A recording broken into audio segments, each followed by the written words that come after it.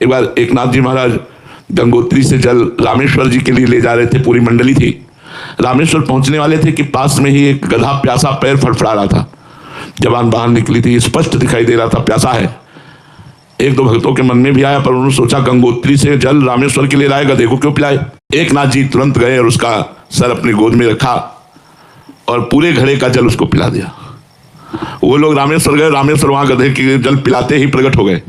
एकनाथ जी को साक्षात दर्शन भगवान रामेश्वर ने दिया।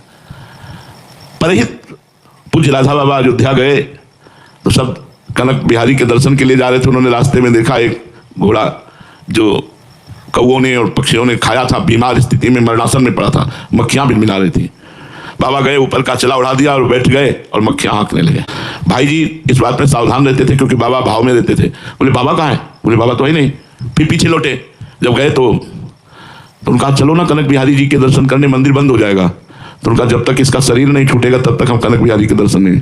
अब एक महापुरुष का संकल्प, थोड़ी देर में ही उसका शरीर पूरा हुआ और भगवत प्राप्त हो गया। हमारे को अगर कभी ऐसा अवसर मिले, भूखा प्यासा बीमार कोई कभी ऐसा जिसका कोई सहयोग ना कर रहा हो, अगर भगवान की कृपा से ऐसी सेवा करने का अवसर मिल जाए तो निश्चित भगवत प्राप्ति का योग बन जाएगा, भगवत प्राप्ति का।